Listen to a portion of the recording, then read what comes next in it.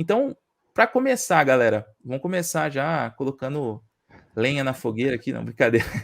Vamos começar falando um pouco, talvez, do princípio aqui, né?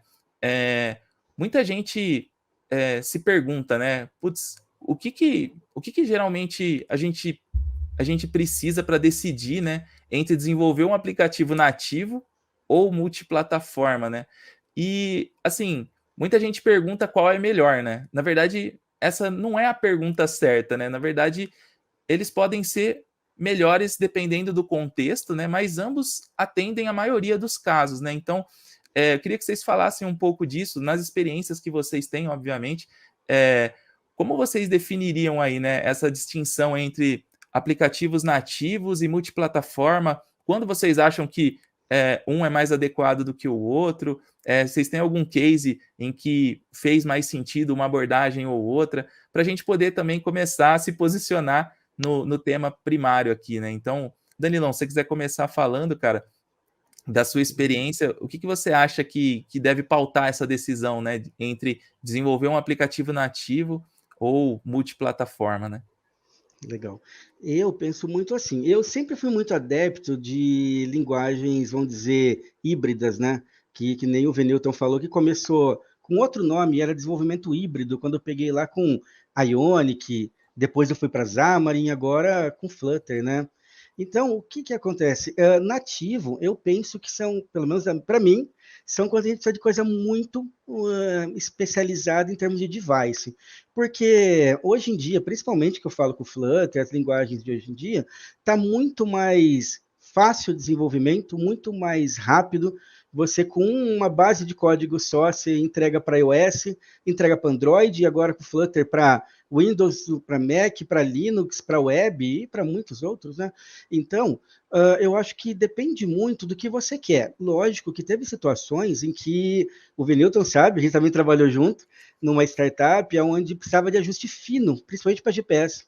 Isso, para mim, sim, é muito focado em nativo.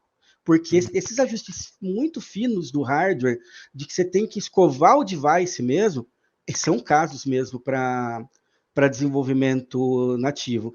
E em situações de apps, vamos dizer, convencionais, comerciais, onde você acessa eu vou acessar endpoint, eu vou listar, eu vou mandar foto mais simples, né? Tudo isso eu acho que o híbrido atende muito bem o multiplataforma, porque você não precisa de uma equipe grande.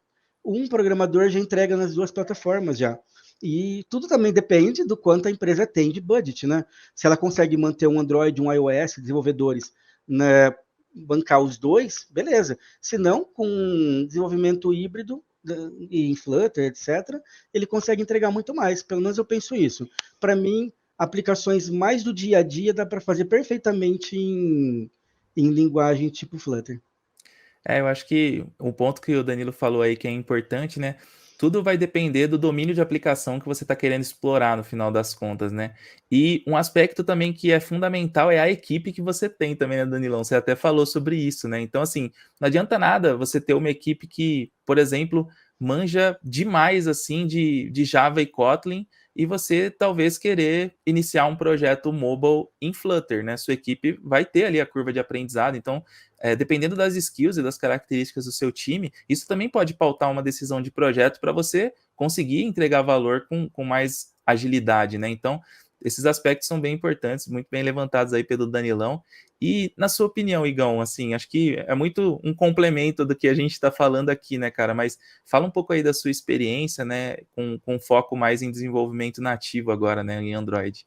Maravilha. Bom, como o Danilo falou, né, na parte do mobile, Android nativo, por exemplo, ou iOS nativo, eu penso que, primeiro, olhando para o mercado, assim, na base do mercado, eu vejo que depende do budget que a empresa tem mesmo para estar bancando esse time, né? Então, a gente tem que, para resolver um problema da empresa, a gente tem que ver, na hora que a gente for vender a solução, por exemplo, a gente tem que ver como que está essa equipe, né, o budget. O segundo, a parte que nem você falou, Vênis, da parte do conhecimento da equipe. Às vezes a galera tem a tendência mais de estar trabalhando com Java, né, ou sei lá, ou já tem um certo conhecimento em Kotlin, talvez faça mais sentido o pessoal tender para uma tecnologia nativa. Só que aí tem um ponto que, assim, na minha opinião, que é além de tudo isso. É para fora dessa parte de mercado, e assim, no sentido de budget e tudo mais, que tem a ver com. Eu gosto de chamar de developer experience. Por exemplo, a gente conhece o X, né? User Experience. Só que tem também uma parte que, como que você se sente desenvolvendo em Flutter, né? Eu como desenvolvedor Android. Eu particularmente, eu tenho um pouco de, assim, não sou especialista em Flutter, o Danilo pode até falar mais sobre, só que eu me sinto muito bem desenvolvendo em Android, né? Como eu já tive a base com Java, né? Trabalhei um pouco com back-end, e eu gosto muito mesmo de estar atuando como dev Android. E é isso que interfere na minha escolha, né? Tanto o Uhum. mercado, a gente vê que tem muita vaga, tem vagas para, até entrando já em outro assunto, tem bastante vaga para Flutter aí, tem vaga para Android nativo, iOS nativo. Então, a primeira coisa que eu vejo é como que você se sente, né? O que você gosta mais. E assim, você escolher essa tecnologia e desbravar ela até o fim, assim, para mim. É isso.